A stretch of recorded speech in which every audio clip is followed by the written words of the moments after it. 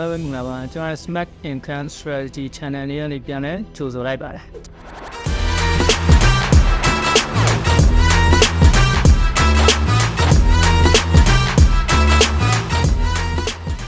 ကျွန်တော်ဒီနေ့ပြောပြမယ့်အကြောင်းအရာလေးကတော့ကျွန်တော်ဒီ2024မှာဆိုရင် AI နဲ့ powerful ရန်ဖြစ်ပြီးတော့ရန်ခစ်စားလာတယ်အဲ့ဒီတန်းမှာကျွန်တော်ကအရန်အသုံးဝင်ပြီးတော့ free သုံးလို့ရတဲ့ AI tools တစ်ခုနဲ့ကျွန်တော်မိတ်ဆက်ပေးပါမှာဖြစ်ပါတယ်အဲ့ဒီ AI ရဆိုရင်ကျွန်တော်တို့ဒီပုံမျိုး quality ကောင်းအောင်ထုတ်ရုံမကပဲသူ့ရဲ့ထူးခြားချက်ပါကျွန်တော်ဒီစာရေးပြီးတော့လည်းပုံကိုကောင်းအောင်လို့ဘယ်လိုမျိုးတွဲပြီးတော့ထုတ်လို့ရတယ် application တစ်ခုထဲမှာတွဲပြီးတော့သုံးလို့ရမယ်ဆိုတော့ကျွန်တော်က step by step ဆင်ရင်ပြောပြပါမှာဖြစ်ပါတယ်ခုကျွန်တော်ပြောပြလိုက်တဲ့အရာကနေတော်တော်များတော့တည်နေလိမ့်မယ်ဒါပေမဲ့မတည်သေးတဲ့လူတွေကတော့ဒါအရန်တတ်မှုရှိလိမ့်မယ်လို့ကျွန်တော်ရေးအားမခံပါတယ်ဒါလို့ကျွန်တော်ပြောပြလိုက်လို့ဒီမနိုအားလုံးအတွက်အကျိုးတစုံတရာရှိခဲ့မယ်ဆိုရင်ကျွန်တော်ရဲ့ channel လေးကို subscribe လုပ်ပြီးတော့ဒီက comment နှုတ်လေးကိုနှိပ်ပြီးတော့ကျွန်တော်ကပြတာရခံရပါတယ်ခေတ်ဒါဆိုရင်ဘယ်လိုမျိုး step by step လုပ်ရမလဲဆိုတော့ကျွန်တော်နဲ့အတူတစ်ဆင့်ချင်းတွားကြည့်လိုက်ရအောင် Okay ကျွန်တော်တို့အရင်ဆုံးဒီ Play Store ကိုကျွန်တော်တစ်ချက်ရင်သွားမယ်ပြီးသွားရင်ကျွန်တော်ဒီမှာ Google Play မှာကျွန်တော် Bing AI လို့ရရှာလိုက်မယ်အပေါ်ဆုံးမှာ Bing AI အကောင့်လေးကိုတစ်ချက်နှိပ်လိုက်မယ်ပြီးတော့ကျွန်တော်ဒီမှာ Bing Chat with AI and GPT-4 ဆိုတာလေးရှိတယ်ကျွန်တော်ကတော့ဒီထောင်းမိတာမလို့ကျွန်တော်မထောင်းပြတော့ဘူး Okay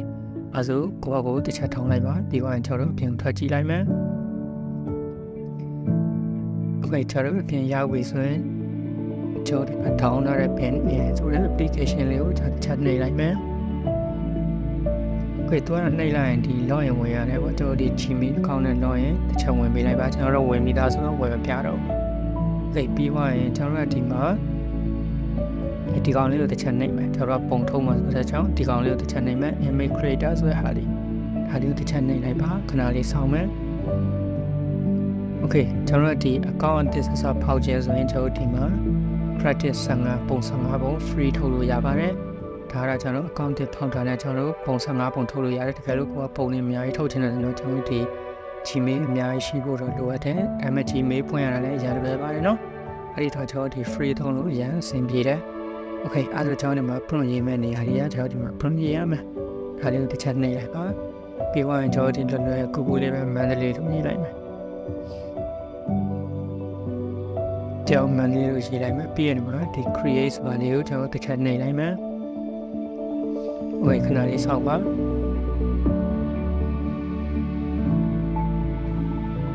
ခဏလေးဆောင်ပြီးမှသူ create လုပ်နေတယ်ဒီကတော့သူဒီအောက်မှာပေါ်လာတယ်နော်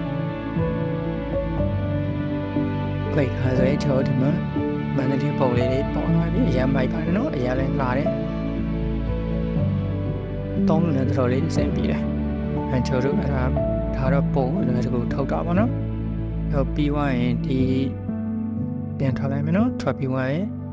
ကျွန်တော်ဒီ prompt ကိုကျွန်တော်ဘယ်လိုရေးလို့ရေးရမလဲမသိဘူးသူများတွေ prompt တွေအရှိရေးတယ်အရှိလေးရေးပြီးတော့ထုတ်တယ်ဒါပေမဲ့ကျွန်တော်တို့ဘယ်လိုရေးရမလဲမသိဘူးတချို့တော့လည်းဒီ English speaking English writing ဘိုင်းအရင် skill တွေမရှိဘူးပေါ့မရှိတဲ့အခါကျတော့ကျွန်တော်ဒီလွယ်တကူထုတ်လို့မရအောင်အရှိကြီးမရေးတတ်ဘူးကျွန်တော်စင်းလည်းမစင်းတတ်တော့ရေးတတ်ရင်တော့မှကျွန်တော်မစင်းစားတတ်ဘူးပေါ့အဲ့ဒီကျွန်တော်ဘယ်ကိုသွားမလဲဆိုရင်ဒီမှာကျွန်တော်ဒီကောင်လေးကိုတစ်ချက်နှိပ်လိုက်ပါဒီကောင်လေးပါဒါလေးကိုတစ်ချက်နှိပ်လိုက်မယ်နှိပ်ပြီးသွားရင်ကျွန်တော်ဒီမှာဒီကောင်လေးမှာနှိပ်လိုက်ဒီမှာ ask me anything ဆိုတဲ့လေးကိုနှိပ်လိုက်မယ်ကျွန်တော်မေးချင်တာကိုကျွန်တော်မေးလို့ရပါတယ်အဲ့ဒီမှာဆိုရင်ဒီမှာကျွန်တော်ဗာမေးမယ်ဆိုရင်best beautiful place in Myanmar place in Myanmar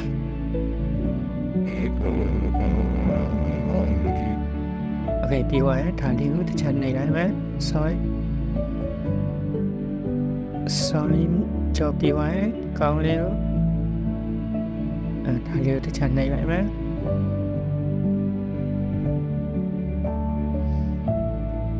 Okay အဲ့ကျရင်သူကဒီ Chat GPT-4 ကလေးပြီးတော့ကျွန်တော်တို့ဒီ prompt လေးထုတ်ပေးလိုက်မှကြတော့အခါသူရေးနေပြီပေါ့အဲ့မှာဆိုရင်ပထမဆုံးမှာဒါပကံပေါ့ပြီးသွားရင်အင်္ဂလိပ် ပြီးတော့အင်းလေးဒါသူဘယ်နှခုတောင်ထုတ်ပြီးလို့မသိဘူးကျွန်တော်ဆက်ကြည့်လိုက်ပေါ့နောက်တစ်ခုကရွှေတကုံပကိုးတာ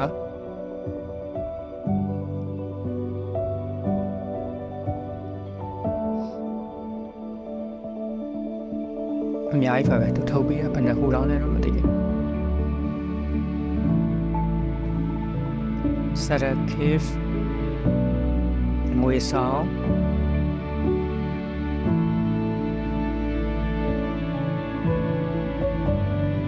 အများကြီးပဲသူရေးပေးရနော်ဒါသူဘယ်နှမျိုးတော့5ခုလောက်ပဲသူရေးပေးတာပါဒါကထပ်မင်းသူထပ်ပြီးရေးပေးတယ်ခေအိုင်မှာဆိုရင်တော့ဒီပကံပေါ့ပကံကိုကျွန်တော် copy လေးတစ်ချက်ကူးကြည့်လိုက်မယ် Okay ဒီကောင်လေးကို copy ကူးလိုက် copy ပြီးတော့ပြန်ထွက်လိုက်တော့ခါပုံဒီ home ကိုပြန်ထွက်လိုက်မယ်ပြန်ကြတော့ခါဒီ image creator ဆရာလေးကိုတစ်ချက်နှိပ်လိုက်မယ်ပြန်ကြတော့ဒီမှာ paste ချလိုက်မယ် Okay ပြီးတော့ဒီ create ဆိုတာလေးကိုတစ်ချက်နှိပ်လိုက်မယ်ဘယ်လိုပုံထွက်လာမလဲတော့တစ်ချက်ကြည့်လိုက်မယ်နော်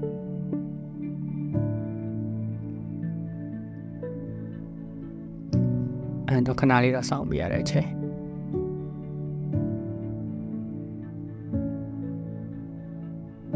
သူကထုတ်တဲ့လူတွေ free ဆိုတာထုတ်တဲ့လူတွေရမ်းများတော့ခဏလေးတော့စောင့်ပြရတယ်ဒါပေမဲ့အရင်တော့မကြပါဘူးOkay ဒါဆိုရင်တော်တော်လေးလှတယ်ဒီပကံပုံလေးဒီပုံလေးဆိုအရင်မိုက်ပါတယ်နော်ပကံပုံလေးဒါတော့ကျွန်တော်ဒီ ChatGPT ကိုမေးပြီးတော့ကျွန်တော်ပုံလေးလှအောင်ဘယ်လိုမျိုးထုတ်မလဲဆိုတော့ကျွန်တော်ကပြသွားတာဖြစ်ပါတယ်Okay ပြီးသွားရင်ကျွန်တော် bonus အနေနဲ့နောက်တစ်ခုပြောပြပေးမယ်အကြောင်းအရာလေးကကျွန်တော်ဒီ online shopping လုပ်တဲ့လူတွေ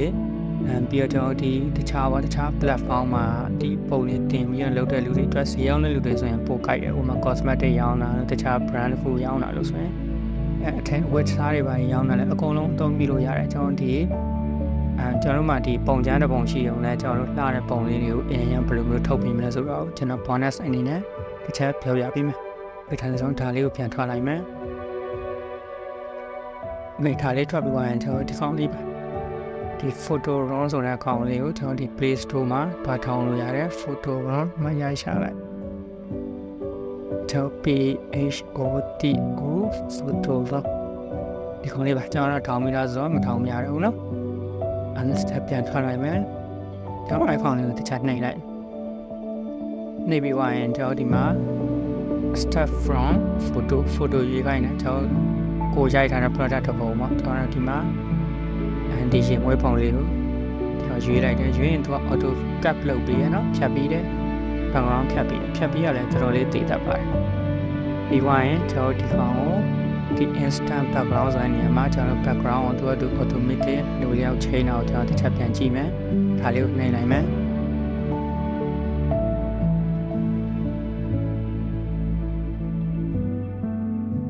ခေထားဆိုရင်ဒီမှာသူပြပေးရတဲ့ပုံလေးလှပါတယ်တော်တော်လေးလည်းလှတယ်နော်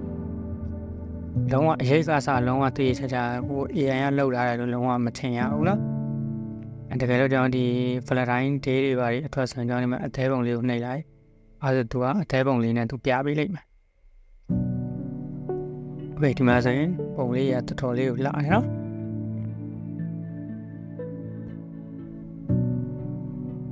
ဒါဆိုရင်ကျွန်တော်ဒီ Valentine နေတဲ့အခါကျရင်ဒီလိုမျိုးလေးတွေကို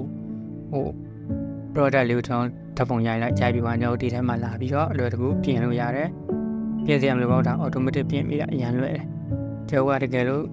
ထုတ်မယ်ဆိုရင်ကျွန်တော်ဒီမှာဒီ export လေးကိုနှိပ်လိုက်ရင် auto ထောင်းမိတာဖြစ်သွားပြီနော်ကျွန်တော် phone gallery တွေကိုရောက်သွားပါပြီနောက်ထပ်ဘာတွေရှိသေးလဲအဲ့ဒီမှာအများကြီးပဲပြောင်းလို့ရတယ်အောက်ဒီမှာကျွန်တော်သူ့ရဲ့ template လေးတွေပေးထားတယ်ဒီအောက်ဒီမှာပဲကျွန်တော်ဒီမှာဒီအပင်ပုံလေးနဲ့ဆိုကျွန်တော်အပင်လေးကိုနှိပ်လိုက်ဘယ်လိုပြောင်းပေးမလဲတစ်ချက်ကြည့်လိုက်โอเคအရင်လာတယ်ခင်ဗျဒီမှာပါတော်တော်လေးတောက်နော်အမှကြည့်ပါလုံးဝအရွက်ချားလေးမှာတော်တော်လေးတာတယ်ကိုယ့်အကိုဒီအတစ်လုံးရင်တော့လုံးဝအဲ့လောက်မလှပါဘူးတော်တော်လေးလှပြီးတော့လုံးဝအသေးစိတ်ဆန်းနဲ့လောက်ထားတာအရေးလေးတွေကဆက်ကျွန်တော်နောက်တစ်ခုထပ်ပြောင်းကြည့်မယ်အန်တော်ဒီမှာ sunset ညနေစီးစားလေးဒီမှာအရင်လာရပါလိ တော်လေးကိုလာပါတယ်အရေးလေးတွေကစအရင်ပြီးပြင်းတယ်ဒီ tools လေးကတော့ကျွန်တော်တော်တော်လေးခြိုက်တဲ့ application လေးပါကျွန်တော်ဒီ Facebook မှာတခြားပစ္စည်းတွေရောင်းနေကျွန်တော်ဒါလေးနဲ့ add လုပ်ပါတယ်ပြီးတော့ကျွန်တော်ရောင်းတဲ့လူတွေလည်းကျွန်တော်ဒါလေးနဲ့အတိတ်ငယ်တွေဆိုရင်ကျွန်တော် add လုပ်ပေးပါတယ်တချို့ဆိုရင်ဒီပတ်စံနဲ့တော့ရှူပြီးတော့ဒီလိုမျိုးစာပဲပြီးတဲ့လူတွေတော့ဒါတွေသုံးပါတယ်အရင်မိုက်ပါတယ်ဒါလူလည်းတော်တော်များများမသိသေးပါဘူးအနည်းစုပဲသိပါတယ်ကျွန်တော်ဒါညီမမောင်နှမတွေကိုချပြလိုက်တာဖြစ်ပါတယ်ဟုတ်ဒါဆိုရင်ဒီနေ့ပေါ်ကတော့ဒီလောက်ပဲကျွန်တော်နောက်ဗီဒီယိုတွေမှာနောက်ထပ်အသစ်ဆန်းနေနဲ့ကျွန်တော်တို့ပြန်လဲဆုံတွေ့ကြမယ်ဘိုင်ဘိုင်